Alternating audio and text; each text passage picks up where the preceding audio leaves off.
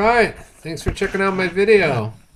So this is a Reliance 501, about a 26-year-old water heater.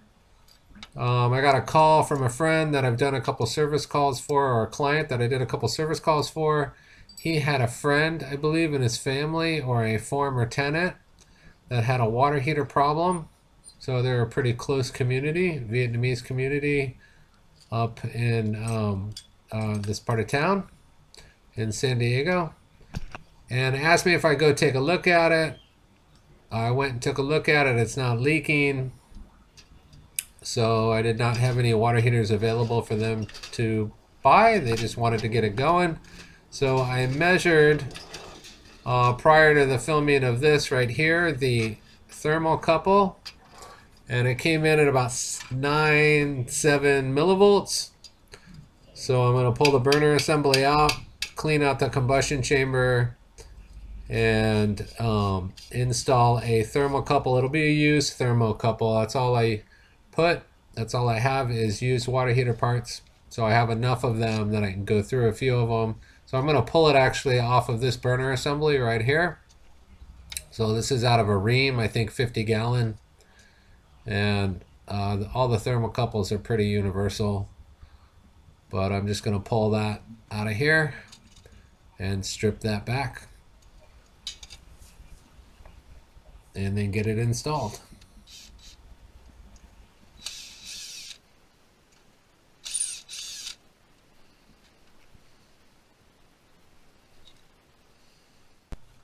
So I wanted to see if I could replace the actual burner assembly a little bit, at least the plate at the end, like the gas plate there, with a different one. Turned out I could not make it work with the original main gas tube. It just didn't line up with it properly, and also wouldn't fit inside. So I spent, I don't know, a fair amount of time just trying to kind of upgrade it so they wouldn't have to light it with a match anymore, and they could use a piezo igniter to get it lit. So that's what I'm doing here.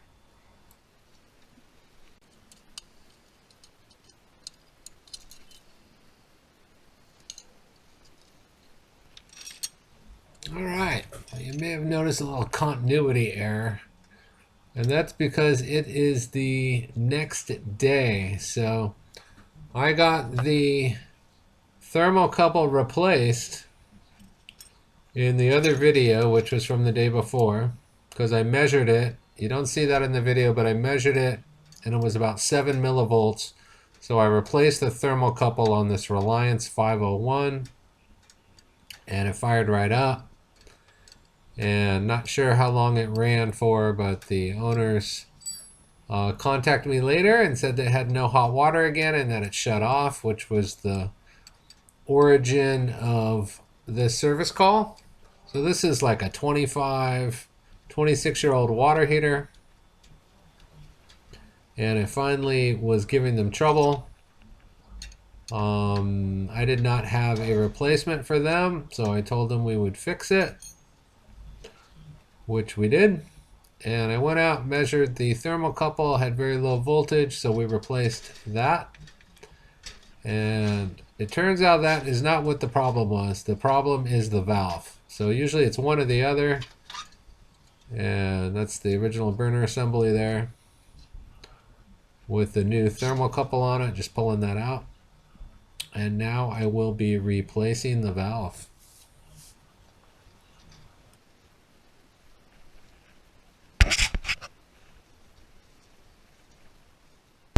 Right, so a little trick for getting the gas valve out is to thread a piece of 1/2-inch pipe into it, which I did, and slowly kind of break it loose, especially with a water heater that old. I use my foot right here, but I have a little bit of trouble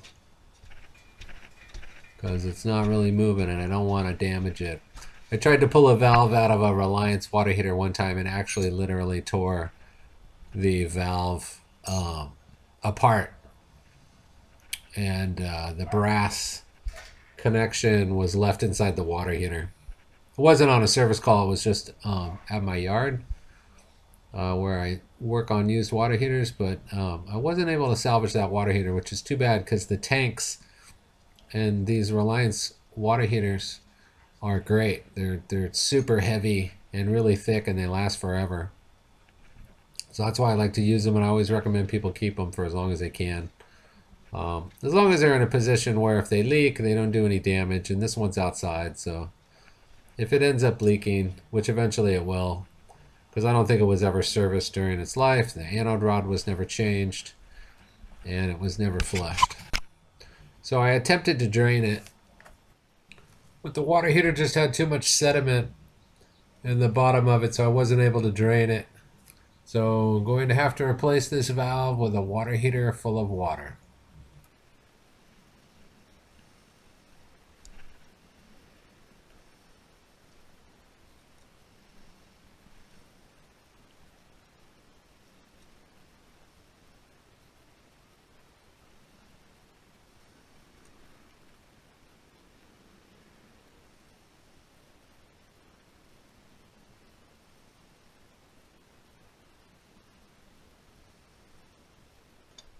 All right, so when you do the switching of the valve, because the water heater is full of water, you got to have the other valve ready to go. You want the Teflon tape and thread sealant on it, pretty much ready to go, and you just kind of trade them out really quickly. So I'm just struggling to get this valve off a little bit here with the wrench. It's real tight because of the drain valve. So don't want to damage it or break it off inside. That'll render the water heater useless. So just going carefully. It's pretty much loose now, so I'm getting the valve ready. It's coming. Looking to see if all the pressure is off the water heater. Water would be shooting out from around the valve if it wasn't. And it's not. So I'm going to switch it over here.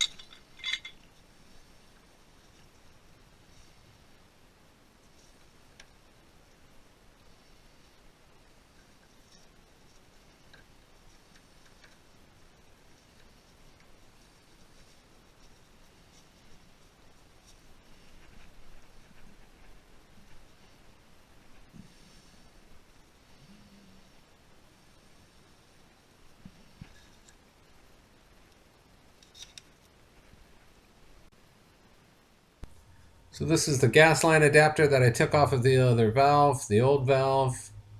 So just cleaned it up a little bit, just put a little pipe dope on it or thread sealant. That'll help get the adapter deep into the valve without a lot of resistance. That just gets a good mate. Also helps with leaking, but basically the PTFE or the Teflon just helps get the threads, it reduces friction on the threads. So you can really get the pipe seated really well inside whatever you're threading it into. And there's the gas line, just putting that on. I'll tighten that down and turn on the gas.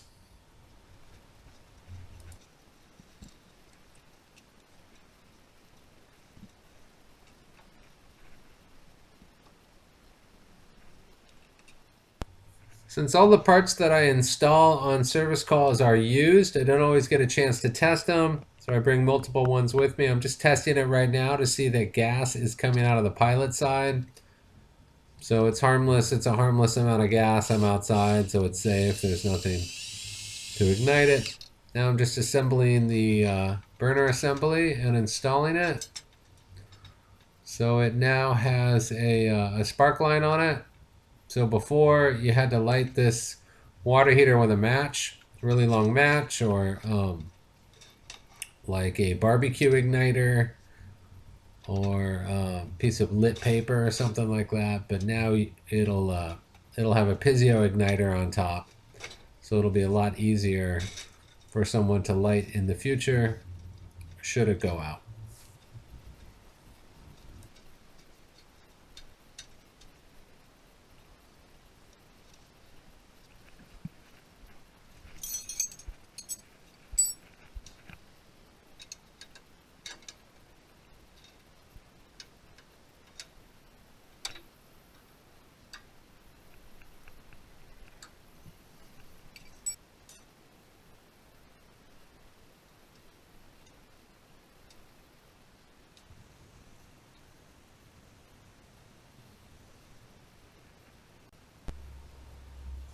All right, so the water heater lights up, which is great. The flame isn't a great color, but it's burning off some of the debris that's in there. I actually cleaned the burner assembly with a little bit of vinegar, so I think it's just kind of cooking that off. It changes back after it heats up. There's the owner. I'm just explaining to him how to light it and that he can use the piezo igniter now. Well, thank you for watching, and consider subscribing. Give me a thumbs up or a thumbs down if you liked the video. Thanks again.